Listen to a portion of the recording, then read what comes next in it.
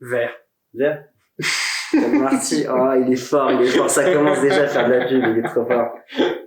Bah, c'est une bonne réponse, t'as sorti une ref, en plus, enfin, le mec est trop fort, quoi. Et je pense qu'il y a certaines choses, dans quelques années, de code, je veux dire, d'algorithmes, qu'on va pouvoir assimiler à de l'art. Et j'ai voulu faire systématiquement, correctement, le tri. Et c'est ce mot qui est très, très important.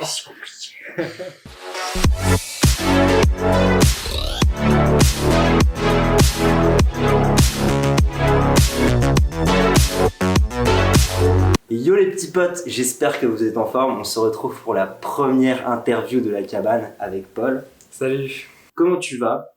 Comment tu te sens? Un mot à nous partager peut-être au début de cette interview? Eh bah ça va, c'est le début de l'hiver, le froid qui arrive, voilà. On aime ça, on n'aime pas ça. Pas trop de fatigue, ça va? Le froid, ça va. Je trouve ça revigorant perso, mais après, ça dépend des gens, quoi. Ça dépend des gens, ouais, on va dire ça. L'été peut manquer, je peux comprendre, bien sûr. C'est normal. Est-ce que tu peux te présenter, s'il te plaît, en une phrase, donc prénom, nom, âge, etc. Est-ce que tu fais un petit peu en ce moment? Yes. Du coup, je m'appelle Paul Morisot. Je suis actuellement étudiant ingénieur à l'université de technologie de Troyes. Je suis en 3e année. Et à côté de ça, je suis CEO d'une startup Green Tech. On va essayer de faire en sorte que les gens qui nous regardent te connaissent un petit peu plus. Donc, est-ce que tu peux nous donner un adjectif ou un mot qui te décrirait de la meilleure des façons, d'après toi? Motivé. Motivé? Parfait. Tout de suite. C'est ce que j'ai vu quand on s'était rencontrés, bien sûr. Quand je te dis le mot écologie, à quoi tu vas penser tout de suite? Vert. Vert? Marty, oh, il est fort, ça commence déjà à faire de la pub, il est trop fort. Ensuite de ça, quelle est finalement ta plus grande passion dans la vie à l'heure actuelle? Alors, ça fait quelque temps que je m'en suis rendu compte, on va dire depuis l'adolescence, le moment où tu te rends compte de à peu près ce que t'aimes faire, c'est créer des trucs. La créativité au sens très large, le média, j'ai fait du YouTube, écrire, et puis là l'entrepreneuriat, c'est quand même créer un gros truc. C'est une bonne façon de créer au quotidien et mais c'est une bonne je la note pour moi-même ça plus tard, c'est un jour je fais aussi des interviews, tiens. C'est une bonne réponse. Quelle est la musique qui te représente le plus ou je sais pas le son préféré qui vraiment symbolise un peu pour toi ce que tu es, ton état d'esprit actuel un peu? Je sais qu'elle est pas simple cette question, même moi je ne sais pas forcément y répondre. Ça devrait potentiellement te donner un album, quelque chose. Enfin. Ouais, la musique, je sais pas, c'est compliqué parce que moi, je suis très optimiste finalement dans la vie sur pas mal de choses. J'ai un tempérament très optimiste. C'est vrai que j'écoute pas forcément de la musique optimiste. C'est pour compenser, c'est ça. Mais j'aime bien Be a King de E-Double. En tout cas, n'hésitez pas à l'écouter. Je ne Pour connais moi, pas en tout cas. C'est quel style de musique? C'est du rap, assez old school, mais assez feel good. C'est ça qui est pas mal. Ouais, c'est un peu ça qui est... J'irai voir parce que je suis un grand amateur. Mais très bien, merci pour la petite ref. Question maintenant qui n'est pas forcément très facile non plus. Si tu devais remonter dans le temps, tu irais à quelle époque? À quelle époque t'aimerais bien vivre? Si tu pouvais. T'as le droit de dire maintenant si vraiment c'est l'époque qui te plaît le plus. Mais sinon dans le passé, qu'est-ce que ça pourrait être? Ah, moi, je suis assez curieux. Donc, en vrai, remonter à n'importe quelle époque historique un peu cool, je dirais l'Antiquité quand même. Parce que c'est assez... Enfin... l'image qu'on en a, on va dire, sur l'instant. Après, j'ai entendu un truc aujourd'hui dans un podcast, c'est Barack Obama qui disait ça 2017, je crois, que en fait, si vous vouliez vivre à n'importe quelle époque, sans choisir la classe sociale, hein, bien sûr, c'était aujourd'hui la meilleure, parce qu'en fait, on a beau dire le monde va mal, etc., mais il y a moins d'inégalités, il y a moins de tout ça. Concrètement, on vit dans une belle époque d'un point de vue général avec les progrès, c'est sûr. C'est ça. Je suis bien d'accord. C'est une bonne réponse, t'as sorti une ref en plus, enfin, le mec est trop fort, quoi. Je suis préparé. On va commencer à revenir un petit peu plus dans le temps. Ouais. Et est-ce que tu peux me dire quel est ton premier souvenir? C'est-à-dire que les gens te connaissent bien et sachent un petit peu ce que tu remontes. Si t'arrives à monter sur un truc précis, ça peut être un son, un sentiment, une sensation, quelque chose. Wow, alors c'est vraiment difficile comme question. T'étais pas prêt à ce genre de question. Non, mais c'est bien, tu vois. Prévenu. C'est bien, t'as raison de pas me prévenir. Moi, c'est plus le tout premier, c'est un truc, voilà, mais le tout premier souvenir de cinéma, l'un des premiers films que j'ai vu avec mon père, c'est Nemo de Pixar. Ah, c'est marrant, ça. C'est pas mal. Parce que du coup, ça rapproche un peu avec ton côté créatif, limite un peu artistique avec YouTube. On voit un peu les liens de, c'est ça qui t'a marqué, c'est peut-être pour ça. Ça reste un peu, ça reste assez logique, je pense. En plus, Nemo, très bon film. Incroyable. Stref un peu geek, tu choisirais quel Pokémon starter dans la première version? On me rappelle, il y a Salamèche, il y a Bulbizarre et il y a Carapuce. T'as le droit de me sortir autre chose aussi, bien sûr. Mais... Ouais. Moi, j'ai toujours bien aimé Bulbizarre, le vert, tout ça. C'est original, ça. C'est pas souvent. C'est un peu le vilain petit canard en général. Moi, j'aime bien Pokémon. D'accord. Ouais, c'est par ça. Ok. Bah, très bien. Tu vas nous parler un petit peu de ton parcours en tant qu'humain sur cette terre. Et est-ce que tu peux remonter jusqu'à quand tu veux, mais un petit peu nous expliquer, d'où tu viens, qu'est-ce que tu as fait jusqu'à maintenant dans la vie, etc. Est-ce qui t'a amené finalement à être maintenant CEO de ta boîte, etc. Yes. Alors il y a pas mal de trucs à dire dans ma vie quand même. Et globalement, j'ai 21 ans. Je viens de la moyenne ville, on va dire, d'Orléans, qui est donc à 1 heure à peu près, 1 heure et demie au sud de Paris. Plat pays, pas grand chose au-dessus, c'est la Beauce, donc le grenier à blé de la France, donc la campagne profonde. Et en dessous, c'est pas incroyable non plus, donc c'est un peu un îlot, la région centre, c'est un peu, voilà. Mais bon, j'ai quand même vécu 18 ans là-bas. Je viens d'une famille classe moyenne assez classique, entre guillemets. Mon père, il est prof d'histoire, et ma mère, elle est cadre territorial, elle peut faire un peu tout et n'importe quoi, mais fonctionnaire dans les départements, la région, etc. J'ai fait un collège privé. Ensuite, j'ai enchaîné sur un lycée public. J'ai fait du privé au public. Au lycée, j'ai fait S et j'ai fait sciences de l'ingénieur. Donc, je savais déjà que je voulais un peu aller là-dessus. Quand je me rappelle d'un truc aussi, quand on me posait la question qu'est-ce que tu veux faire plus tard, moi j'étais ultra passionné par l'espace. Je fais toujours beaucoup. Tout pareil. Je sais très bien. Et je disais un truc genre ingénieur aérospatial, ingénieur de la NASA, ou un truc la classique. Moi, même si j'avais aucune idée de vraiment à quoi ça ressemble. On sait jamais avant d'être dedans, mais bien sûr. Tu vois, ça claque le mot ingénieur, même à cet âge-là. T'inquiète. Et j'ai toujours été vachement curieux sur les sciences, etc. C'est pas sorcier, l'émission. C'était un peu toutes les matières qui te plaisaient le plus, quoi, vraiment. C'est ce sur quoi tu te sentais un peu le plus à l'aise ou qui t'intéressait vraiment le plus. Ouais. Ça. Ouais, vraiment ça. Après, j'ai aussi le côté littéraire pas mal. Il y a beaucoup le français. Mais ouais, en fait, globalement, j'ai toujours été plutôt curieux de tout. Et par contre, il fallait que le prof en face, il ait la capacité à me rendre curieux. Le fameux détail, évidemment. Mais voilà, quand il y avait un bon prof, franchement, on pouvait m'intéresser à tout et à tout n'importe quoi. Je veux dire, j'ai même fait latin. J'ai eu 1 an, un bon prof. C'était dur, mais j'aimais bien. Et après, j'ai complètement plongé. Enfin bref, c'est des petits détails comme ça. Non, mais des petites anecdotes comme ça. C'est ça. Et du coup, au lycée, au moment de me dire, qu'est-ce que je vais faire de ma vie, etc., trouver des plans, dès la seconde, je me suis dit, moi, je vais faire un cursus plutôt ingé informatique, parce que je l'ai pas dit, mais au collège, donc curiosité, etc., j'ai beaucoup creusé l'informatique. Je suis tombé dedans assez tôt. Ah, c'est assez tôt, et j'ai commencé à coder avec le site du zéro aujourd'hui, Open Classroom, entre la 6e et la 5e. Donc c'est vraiment très tôt. Ah ouais, t'as commencé super tôt. Ouais, moi je me suis intéressé beaucoup plus tard. J'ai commencé avec des petits sites, et puis après, j'ai bouffé des tutos. Du coup, tu t'es rendu compte que ça te plaisait, t'as vu un peu tout ce que ça te permettait de faire. C'est un peu ça qui t'a intéressé. Ouais. C'était un peu créativité que tu pouvais. Finalement, pour moi, alors aujourd'hui, c'est plutôt, point de vue industriel, outils, etc. Mais je pense qu'il y a certaines choses dans quelques années de code, je veux dire d'algorithme, qu'on va pouvoir assimiler à de l'art, parce que tu crées quelque chose. C'est compliqué à définir, hein, mais littéralement, tu peux créer n'importe quoi quand tu maîtrises bien un langage. t'as une idée en tête, tac, je veux faire une app. Bon, bien sûr, oui, tu dois rester, on va dire, dans cet univers informatique, mais je veux dire, tu peux tout créer, en fait, dans l'idée. Et c'est ça qui est assez ouf avec le code, et je pense que c'est ça qui m'a plutôt plu. Et puis aussi, quand j'aime beaucoup le design web, etc., parce que t'as les notions de design, d'art, je me suis intéressé, au matching des couleurs, à la typographie, c'est des trucs qui me plaisent aussi. D'accord.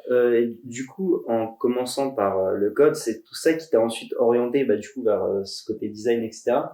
Je sais pas, c'est plus le côté créatif parce que touche à tout, j'ai découvert Photoshop pour en fait non, c'est venu avec YouTube. Ouais. J'ai découvert le montage avec YouTube, j'ai découvert l'audio avec YouTube et j'ai découvert les miniatures YouTube avec Photoshop.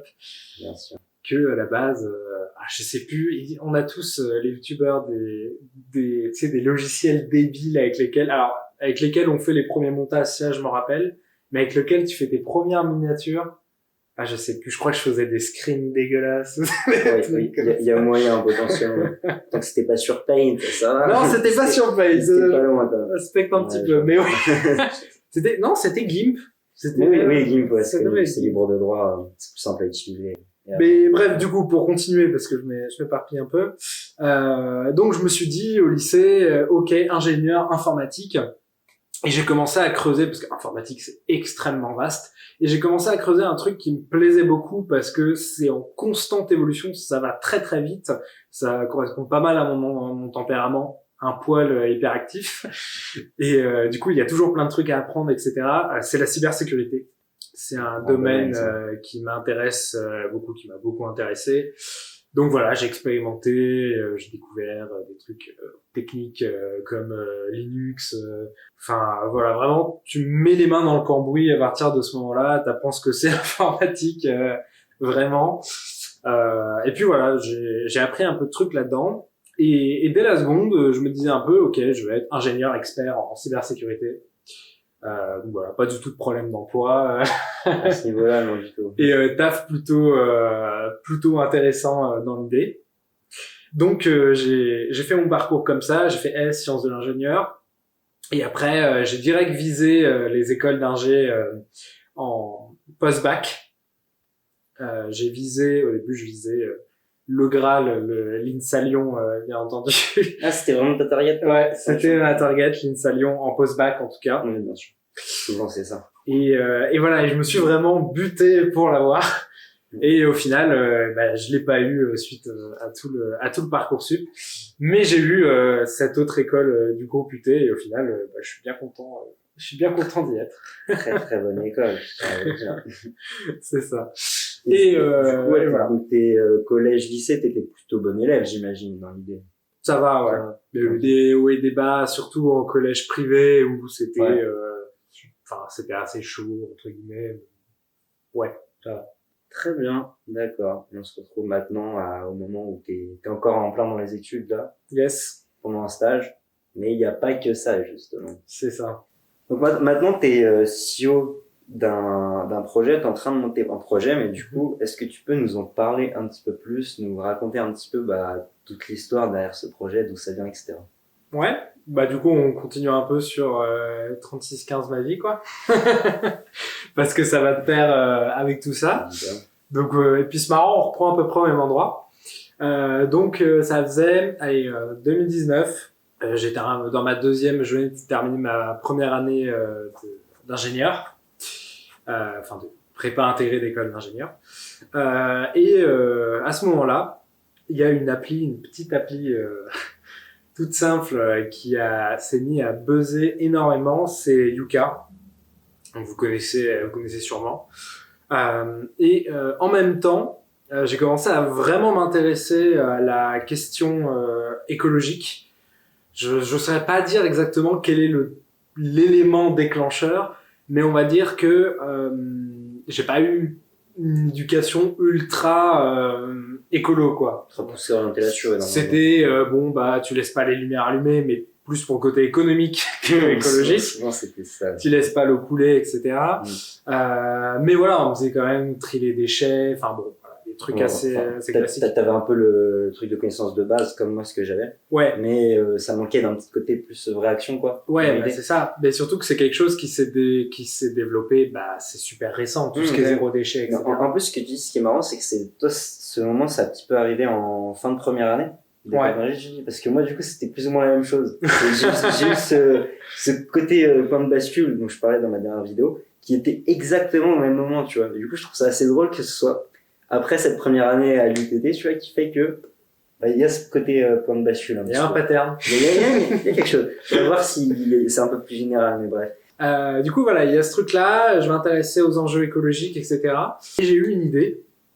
Je me suis dit, ok, bon, je m'intéresse vraiment aux enjeux écologiques. Le premier truc que je peux faire, c'est le tri. On me l'avait appris à faire, et j'ai voulu faire systématiquement, correctement, le tri. Et c'est ce mot qui est très très important. C'est le truc qui aujourd'hui pose le problème à tout le monde finalement. On peut pas dire que on sait trier correctement comme ça, sans regarder les consignes. Enfin, YOLO, c'est trop compliqué. Non, entre guillemets. Et encore, ça change, heureusement. Ça devient de plus en plus facile. Notamment à Paris, où tu peux mettre plus ou moins n'importe quoi dans ta poubelle jaune, heureusement. Mais bref.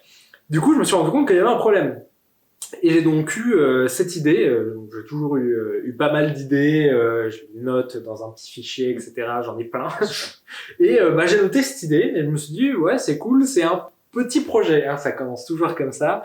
Je me suis dit, bon, bah, c'est une app, il y a 3 fonctionnalités, tu scannes le code barre, c'est un Yuka du tri, hein, globalement, tu scannes le code barre, tu te localises, parce que les consignes de tri changent en fonction de la ville dans laquelle tu habites, parce que sinon ça serait pas drôle.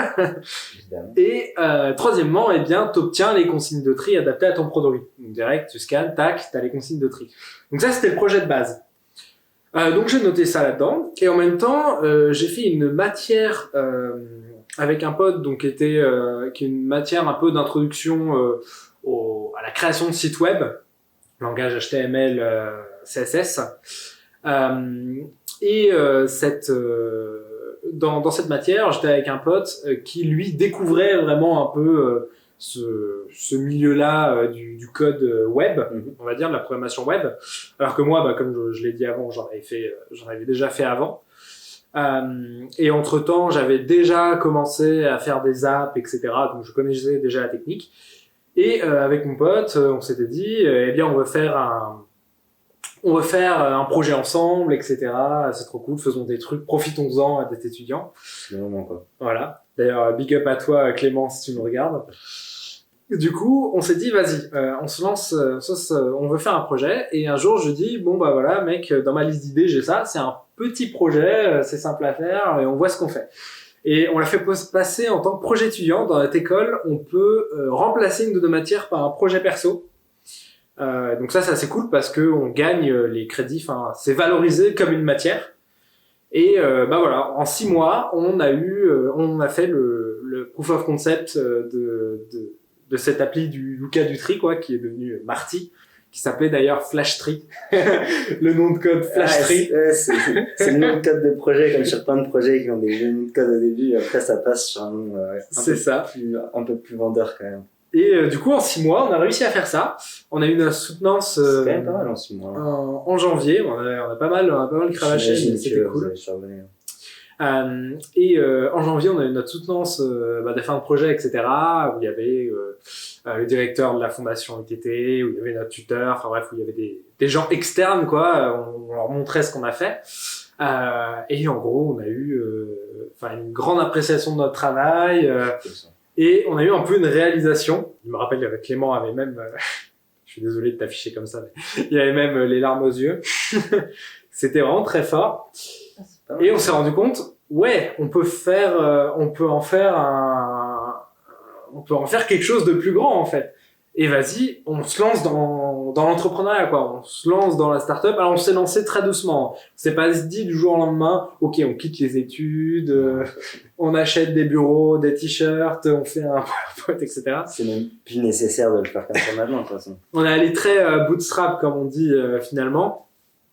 Et surtout que l'entrepreneuriat, on connaissait pas, pas grand-chose, quoi. On n'est pas en école, pas forcément en école de commerce, on n'a pas forcément déjà créé des boîtes avant. Donc il y a eu beaucoup de découvertes comme ça. On a été rejoint par Gabriel, big up à toi aussi. Et tous les trois, on a commencé à vraiment beaucoup brainstormer, on va dire, sur le sujet. On a un peu dessiné ce Yucca Nutri, donc qui fonctionnait à ce moment-là. Donc on lui a trouvé un nom, Marty, bien entendu. Tu peux nous dire déjà le nom, justement, Marty, nous expliquer un petit peu la recherche. Cette idée. Parce que je sais qu'il y a une belle histoire derrière, assez drôle quand même. Il y a une petite histoire derrière. C'est toujours important de trouver des petits noms comme ça pour les projets, comme Yucca par exemple, ça se retient très facilement. Et nous, on voulait aussi que le nom puisse dire quelque chose, ait un sens en fait. C'est pas juste on a trouvé un nom au pif, 2 syllabes marrantes et puis voilà, c'est marrant. Ça vient pas que là. Bon, voilà, c'est peut-être une démarche un peu, voilà, mais nous on a décidé de faire ça, donc on s'est vraiment posé avec Clément chez moi un soir, et on s'est dit vas-y, on cherche des noms. On a pris une feuille, on a noté plein de noms, tout ce qui nous passait par la tête, et donc la technique c'est ok, le projet ça te fait penser à quoi, écologie, green, etc. Et donc, bon, je vais passer un peu tout le processus, mais ce qui s'est passé, c'est qu'on s'est dit ok. On veut créer un truc qui est bon pour la planète.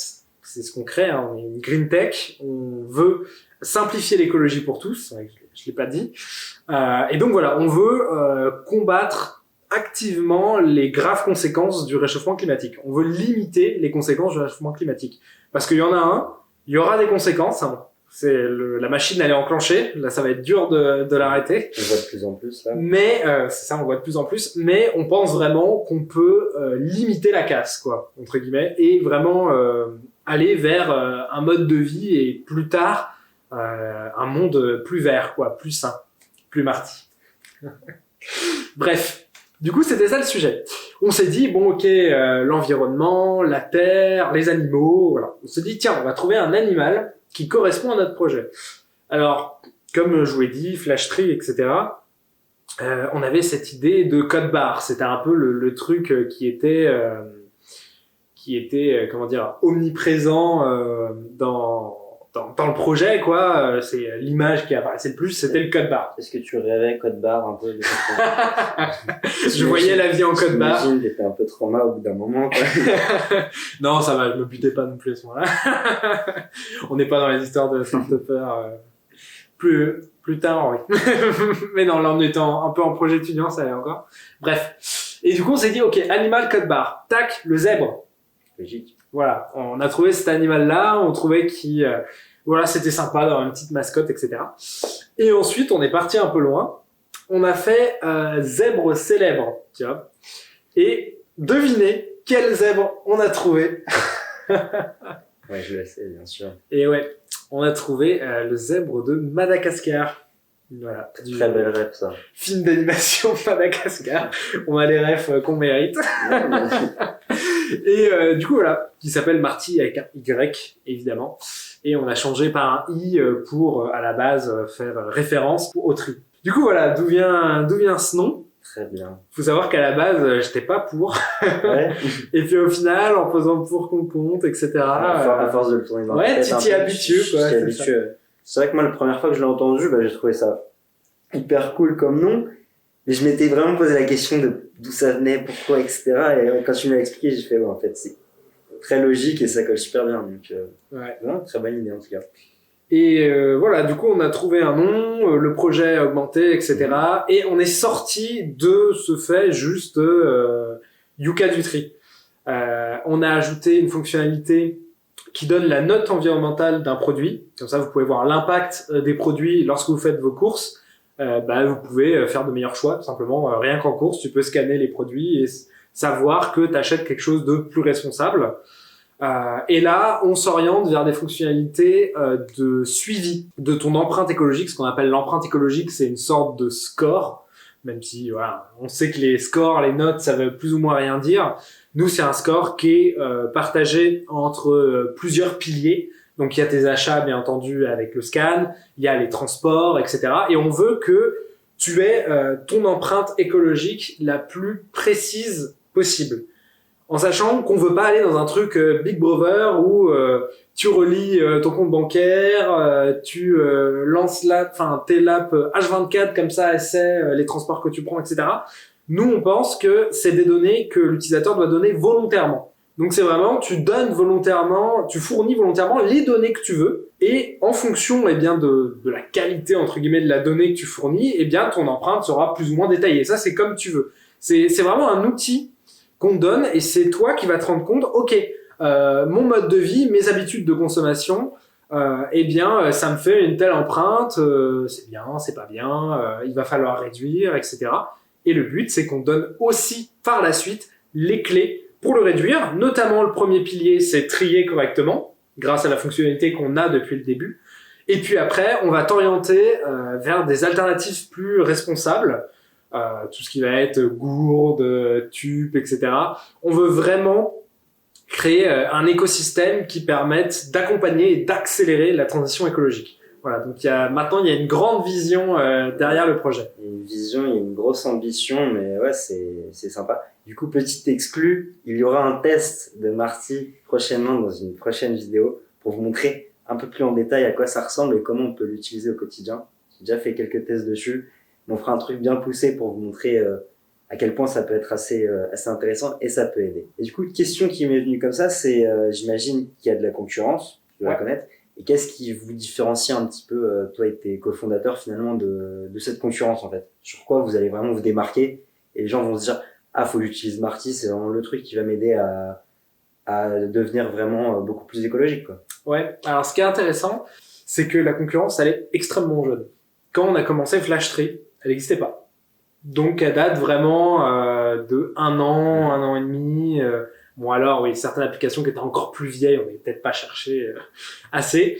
Mais sur ce concept de Yucca du tri, il y a pas mal de concurrents, il y a pas mal d'applications qui existent et qui se développent, beaucoup au niveau local. Souvent, elles sont en partenariat avec des villes, Marseille, Lyon, etc. Et voilà, elles se développent, elles ont leur petite communauté et elles évoluent là-dessus. Nous déjà, on a, c'est un peu prétentieux de dire ça, mais on est passé au-dessus de ça en fait. Cette fonctionnalité, c'est plus qu'une des fonctionnalités de Marty finalement parce que c'est pas le suffisant en fait. C'est juste un petit outil et on veut l'ajouter à notre panel d'outils. Voilà. Et autre. Donc en fait, Marty, comme vous l'avez peut-être compris, on veut créer un écosystème, on veut créer plein de fonctionnalités qui sont interdépendantes et qui te permettent globalement d'avoir un mode de vie plus responsable. Et donc, on a des concurrents sur chacune de ces fonctionnalités, c'est logique. Donc, j'ai dit pour le tri, on en a pour le calcul d'empreintes. Il y a une application très connue qui a d'ailleurs levé 2 millions récemment, donc eux, c'est pas des petits concurrents, qui s'appelle Greenly, je peux les citer. Et cette application, c'est un peu le petit taquet que j'ai glissé tout à l'heure, c'est que justement, et il y en a plusieurs comme ça, elles se connectent à ton compte bancaire, tu connectes ton compte bancaire, et en fonction de tes dépenses, et plus ou moins l'intelligence artificielle, elles évaluent l'impact de tes dépenses. Par exemple, pour 1 euro dépensé au supermarché, chez Carrefour, ça va être tant de tonnes de CO2. Et donc, si tu as une dépense 30 euros Carrefour, là, ça va être 30 tonnes CO2. Voilà. Bon, après, ce modèle, il a des limites parce qu'à Carrefour, tu peux aussi bien acheter des pâtes, un ananas, un avocat. C'est ce que j'étais en train de me dire, ça resterait. Des serviettes, un sac poubelle. Ça reste très macro et ça rentre pas forcément dans les détails au final. C'est ça. Et puis il y a un peu ce côté, bon, c'est une autre façon de le voir, quoi. C'est un peu, tu le branches, t'y penses plus. Et il y a un peu ce côté GAFA, etc. Agrégation de données finalement. Alors que nous, on est plus dans la démarche, c'est toi qui activement fournis tes données. En fait, Marty, on veut pas que ce soit un outil qui te dise c'est pas bien, il faut que tu changes ta vie, etc. Non, c'est plus toi, tu l'utilises et tu te rends compte tout seul, progressivement, faut vraiment y aller pas à pas, c'est notre démarche, progressivement que mon mode de vie, il est peut-être pas mal impactant sur la planète. Ok, qu'est-ce que je peux faire? Parce qu'en fait, tout le monde peut agir différemment. C'est ça aussi qu'on pense. Il faut tous qu'on agisse, sauf qu'on n'est pas au même niveau. On peut pas faire les mêmes concessions sur les mêmes choses. Parce que le truc qui serait incroyable pour la planète, c'est que ce soit radical. Tout le monde du jour au lendemain se dise, je prends le vélo, j'arrête de prendre l'avion toute l'année. C'est possible, quoi. Voilà. Et nous, on est beaucoup plus réaliste dans le sens où ça va être chacun comme il le voit, avancer pas à pas. Et en fait, c'est vraiment un travail d'enseignement, pédagogie, je pense qu'on doit faire. C'est shifter un peu le mental des gens en se disant, ok, maintenant dans ta journée, tu vas peut-être de plus en plus te dire, ah oui, telle action, c'est pas très écologique. Tu vois, le midi, tu prends à emporter avec tes collègues, etc. À chaque fois, ils te donnent un sac, ils te donnent des serviettes, ils te donnent des couverts et ils te donnent le plat, quoi. Et ça, tous les jours. Et là, tu te rends compte de la montagne de déchets, quoi. Ce que j'aime bien, moi, dans l'idée, c'est que t'abordes le truc avec un côté plus positif que la plupart des alertes qu'on a qui sont très négatives et très, faut agir, on est en danger, etc. Et moi, j'ai un peu la même mentalité qui est on peut le faire, mais de manière douce et agir vraiment tous d'une manière un peu unie, en faisant des progrès tous, mais on n'a pas forcément à se dire, ouais, tout est terminé, c'est la fin, y a plus d'espoir. Non, toi, tu gardes un peu cette mentalité. Et je pense que c'est un petit peu, du coup, les valeurs et le motto, même dans Marty, finalement, qui a sûrement cette solution et cette possibilité, en fait. Ça en fait partie, en tout cas. Solution, peut-être pas, mais ouais, on croit beaucoup au système de communauté. Parce que beaucoup de gens vont dire, oui, c'est des États qui doivent changer, etc. Moi, si demain, j'arrête de prendre des bouteilles en plastique, ça va absolument rien changer au niveau planétaire. C'est vrai. Par contre, si c'est plus seulement toi, mais c'est de plus en plus de personnes, et là, ça va se voir. Et ça va pas forcément se voir sur le climat tout de suite, mais ça peut se voir à des degrés divers. Par exemple, il va y avoir moins de plastique dans l'océan. Ça, c'est aussi un gros problème. Ça peut se voir à moins de déchets par terre, plein de choses comme ça, plein de petits degrés comme ça. Prendre moins la voiture, ça va pas tout de suite impacter le climat. Par contre, ça va réduire la pollution ambiante qui donne des maladies dans les grandes villes comme Paris, la pollution sonore aussi, plein de petites choses comme ça. Chacun à son échelle, on peut agir. Et je pense aussi, tu sais, il y a ce concept de cercle d'influence. C'est-à-dire que nous, à notre échelle, on peut pas agir sur les États. C'est très compliqué. Très compliqué. À moins en faisant une énorme manifestation dans la rue. Même ça. Plus ou moins possible quand ils nous écoutent. Mais tu peux agir sur ton environnement local, par exemple. Je crois beaucoup à agir localement. Quand tu tries, forcément, ça va bénéficier à ta ville. Si je sais pas, tu ramasses les déchets par terre, t'arrêtes de jeter des trucs par terre. Bon, c'est un peu extrême ce que je dis, mais vous comprenez un peu le principe. Ouais, ça va de ouf bénéficier à la ville dans tous les cas, quoi. Complètement. Donc on croit beaucoup à ce fait que ensemble, on peut faire de grandes choses, et c'est pour reboucler un peu avec l'inspiration qu'est Yuka. Yuka, ils ont réussi un truc de fou, même si aujourd'hui ils sont un peu dans la sauce, faut le dire. Ils ont fait plier les industriels. Aujourd'hui, le Nutri-Score, il est affiché sur les produits parce que les consommateurs, éduqués, entre guillemets, par Yuka, ont voulu en savoir plus sur leurs produits. Et ça, c'est un truc assez fou. Et c'est l'ambition qu'on voit avec Marty. Ils sont pas non plus si vieux que ça, et ils ont quand même réussi à avoir de l'influence dès maintenant. Donc, ça laisse quand même de l'espoir sur ton projet aussi. C'est assez cool. Et du coup, pour en revenir à Marty, là, actuellement, vous êtes combien et vous en êtes où, là, à l'heure actuelle sur Marty? Ouais. Alors, comme tout projet entrepreneurial, en plus, premier projet, entrepreneuriat étudiant, etc., ça bouge beaucoup.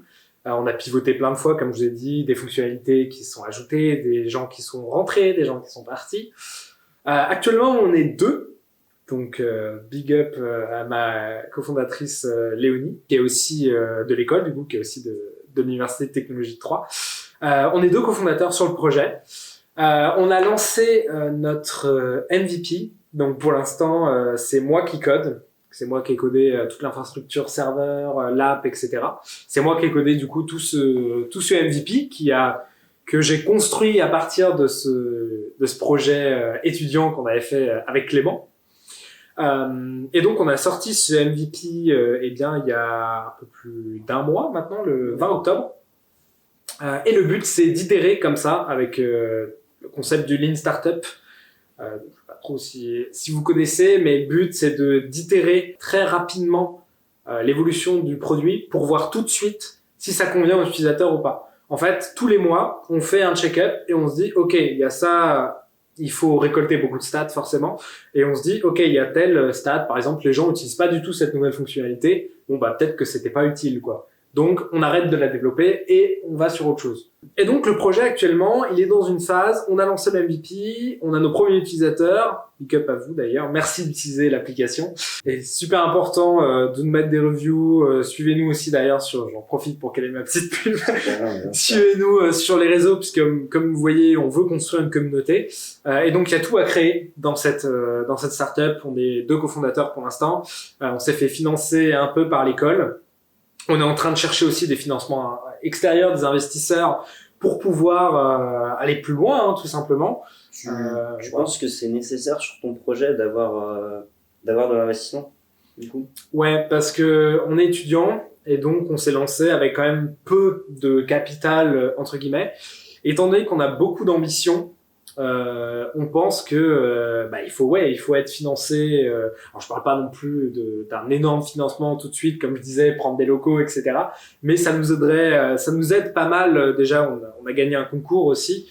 T'as moins le couteau sous la gorge quand tu dis je vais créer l'entreprise et je vais avoir des dépenses tous les mois, parce que c'est ça une entreprise. Ça fait partie. Donc voilà. Et voilà. Donc on est un peu dans la phase, on débute, MVP, etc. Et il y a tout à créer, le marketing. On pense qu'on peut faire beaucoup sur les réseaux.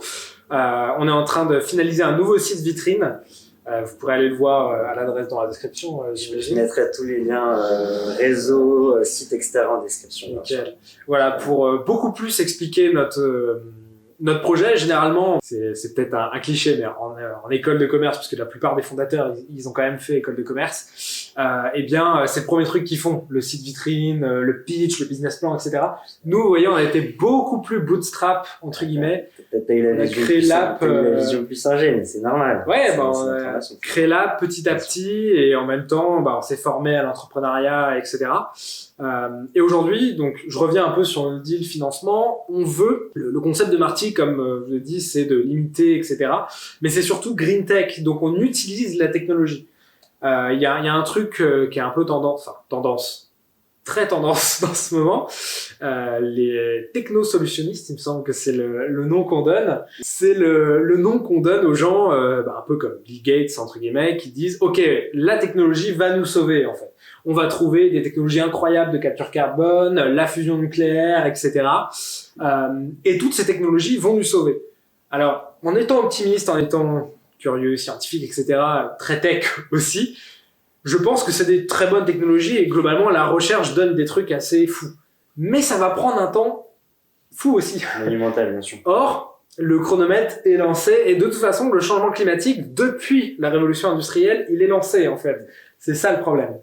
Et c'est quelque chose qui va prendre du temps, pas tellement apparemment, d'après le GIEC, ça prendrait, il me semble, max 10 ans si on devenait neutre carbone à revenir à inverser en tout cas l'effet de serre. Oui, c'est à peu près ça au niveau dans les chiffres. Ouais, ce sera à peu près ça. Ça c'est un peu l'opinion des politiques aussi et de beaucoup de gens. Et puis t'as aussi l'opinion collapsionniste, c'est mort. Et moi je suis un peu entre les deux en disant ok, c'est pas ouf ce qui va nous arriver. Par contre, je pense qu'on peut utiliser la technologie à quelque chose de bien plus intéressant. C'est ce que je dis depuis le début, c'est éduquer. En fait, donner des outils. C'est ce qu'on veut avec Marty, donner des outils aux gens pour se rendre compte de leur impact, le réduire, etc. Il y a ce mot qui est intraduisible en français. C'est empowered, ça veut dire donner le pouvoir aux humains finalement, et bien de reprendre leur destin, leur planète en main. Et voilà, c'est les ambitions de Marty, quoi. En fait, tu viens de répondre à une question que je voulais te poser, donc c'est parfait. C'était ton avis sur est-ce qu'on doit absolument pousser. Enfin, la solution, c'est de pousser à fond les technologies pour potentiellement avoir des solutions contre le réchauffement climatique, ou au contraire, limite, s'orienter plus vers un modèle de décroissance, etc. Donc, du coup, tu viens de répondre à cette question, donc très bien vu. Non, mais après, je peux continuer un peu là-dessus. La décroissance, c'est intéressant. Je suis pas assez renseigné sur le sujet, honte à moi, encore. Je trouve ça très intéressant, etc., même nécessaire quand tu vois les graphiques. Mais personnellement, tu le vois, globalement, le français moyen, parce que pour l'instant on se concentre sur la France, mais même l'humain moyen, entre guillemets, n'a pas ça en tête, quoi. On voit même, alors là en plus on est en France, mais on peut même parler des pays en voie de développement. Eux ils sont plutôt croissance à fond pour se développer, quoi. Tu vois la Chine, voilà quoi. C'est pas du tout le même état d'esprit. Et du coup, c'est compliqué. S'il y a un pays qui adopte la décroissance, ça suffit pas en fait. Donc voilà, je pense que c'est une très bonne chose, c'est important, mais je pense que ça va prendre du temps et que il va falloir de toute façon faire quelque chose pendant ce temps-là. Voilà. Mais je crois pas non plus à cette idée de croissance verte qui est le techno-solutionniste en fait finalement. Pour moi, c'est un entre-deux, c'est comme d'hab. Tout, c'est ni blanc ni noir. Je pense qu'il faut utiliser la technologie qui est un outil assez incroyable, mais pourquoi pas l'utiliser à des fins plus sympathiques que, je sais pas moi, voir des vidéos de chats sur Internet. Question suivante. Yes. On continue un petit peu sur l'avenir, le côté, etc. Où est-ce que vous en êtes? Maintenant, qu'est-ce que ça va être l'avenir dans 10 ans? Tu te vois où? Soit avec Marty ou plus largement? Ouais, alors question compliquée. Déjà, c'est marrant parce que je vous ai dit tout à l'heure que je voulais être expert en cybersécurité et vous voyez que en fait, je m'éloigne un peu de ça et finalement, je shift totalement et je me rends compte que c'est l'entrepreneuriat que je veux faire. De toute façon, en sortant de mes études, je serai probablement en train de monter un business. Je pense que ça sera très clairement Marty, j'espère. Il y a des chances. Mais voilà, je sais que c'est ça que je veux faire déjà. Alors on va peut-être y aller par étapes. Tu peux faire projection 1 an, 5 ans, 10 ans. Ouais. Au plus simple pour toi finalement. Ouais. Alors dans 1 an, je pense que Marty sera plus développé, l'équipe sera plus développée. Je vous ai dit, on est 2 cofondateurs, on va bientôt recruter des talents un peu dans pas mal de domaines, pour développer une startup, quoi. On sera plus structuré, etc. J'espère qu'on aura aussi déjà une bonne communauté d'utilisateurs, plus d'utilisateurs pour nous aider à co-créer ce produit, et qu'on aura aussi nos premiers partenaires B2B pour que la plateforme soit intéressante aussi pour les utilisateurs. Je l'ai pas dit, mais vous le découvrirez sur le site, sur l'app. Dans un premier temps, ce qu'on veut faire, c'est vous récompenser en fait pour votre engagement, pour votre utilisation de Marty, avec une monnaie virtuelle, nos Marty Coins. Et ces Marty Coins vous permettront d'avoir des réductions chez des marques partenaires éco-friendly. Donc pour vous faire découvrir des petites marques, des petites startups aussi, tout cet écosystème qui se lance des alternatives écologiques, il y en a partout aujourd'hui, il y en a beaucoup qui se lancent. Et donc voilà, les aider à trouver des clients. Donc si vous en êtes, n'hésitez pas à nous contacter.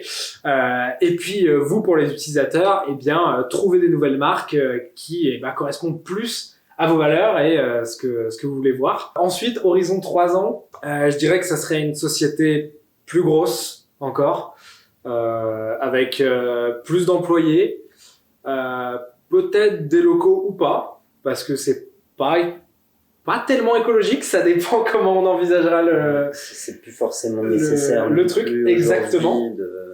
En commencement de start-up d'avoir des locaux.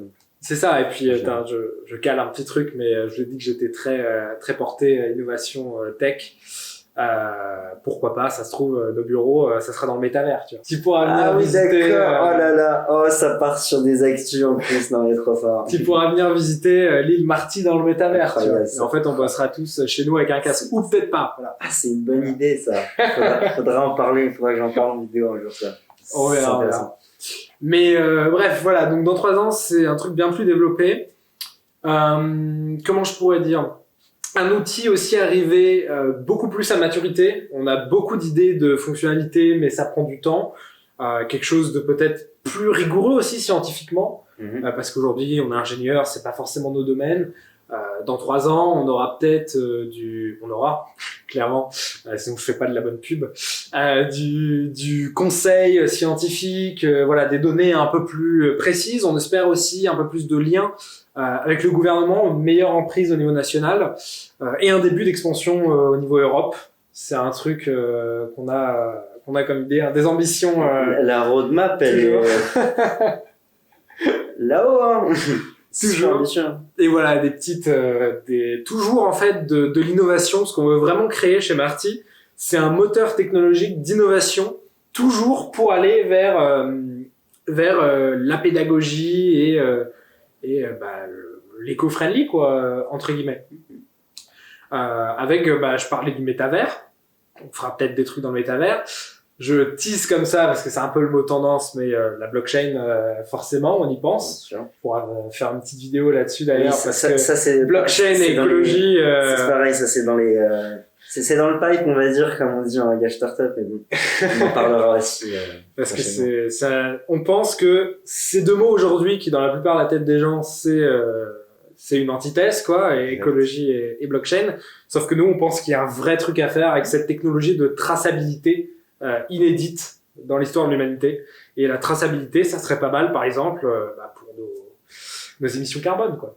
Notamment. Je suis en train de tout dévoiler, là. Il y a tout un univers là-dessus, mais oui, non, mais c'est une super idée, quoi. Voilà. Et puis, dans 10 ans, mon ambition personnelle, hein, c'est la première fois que je le dis en exclusivité, toujours créer plus de boîtes dans cet aspect-là. Pourquoi pas aller, on utilise le mot de start-up que je déteste, disrupter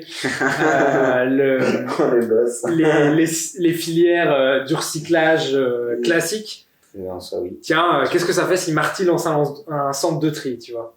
Encore une fois, automatisé, enfin, tu vois, avec la technologie au centre du truc, et créer un groupe d'entreprises, le groupe Marty, avec des boîtes comme ça qui soient qui soient propulsées par cette première entreprise qui s'appelle d'ailleurs Marty Labs, hein, c'est pas pour rien, le laboratoire d'innovation, et avec toujours plus de services, et puis on voit ce qu'on fait avec ça, quoi. On a un bel écosystème qui risque d'arriver d'ici quelques années, à ce que je vois. Non, mais c'est l'ambition. Top de top. Écoute, je pense qu'on a fait le tour de ton projet, ton parcours, tout ça, etc. Donc, merci pour ton temps, cette interview, c'était super intéressant. Ouais. J'ai appris encore plein de trucs et j'espère que ce sera votre cas aussi, que ça vous aura beaucoup intéressé. Est-ce que tu as un dernier mot à faire passer aux personnes qui regardent la cabane et qui regarderont cette interview, peut-être? Tout d'abord, merci à toi. Un mot? Un mot ou une phrase. Enfin, tu peux développer. Est-ce que j'essaie de trouver un mot? Tu peux, vas-y. Oui, moi je dirais optimiste. C'est beau ça. Ça correspond bien à mon état d'esprit et ouais, ce que je veux insuffler dans mon entreprise finalement. C'est un beau mot de la fin. Donc en tout cas, n'hésitez pas, si vous avez des questions, à les mettre en commentaire et on pourra les transmettre et tu pourras y répondre, ou même sur les réseaux. Je mets bien sûr les liens de tous les réseaux en description pour que vous puissiez suivre et continuer à suivre l'aventure de Paul et de Marty, justement. Je pense qu'il y a un bel avenir qui se dessine. En tout cas, on espère. On espère. Et de toute façon, il y a de belles choses qui sont prévues pour plus tard. Mais en tout cas, merci beaucoup d'avoir vu cette vidéo, d'avoir visionné cette vidéo. Et puis, on se retrouve très bientôt pour une nouvelle interview. Un test sur Marty, justement. Et puis, sur ce, prenez soin de vous, de notre belle petite planète. Et à bientôt, les petits potes.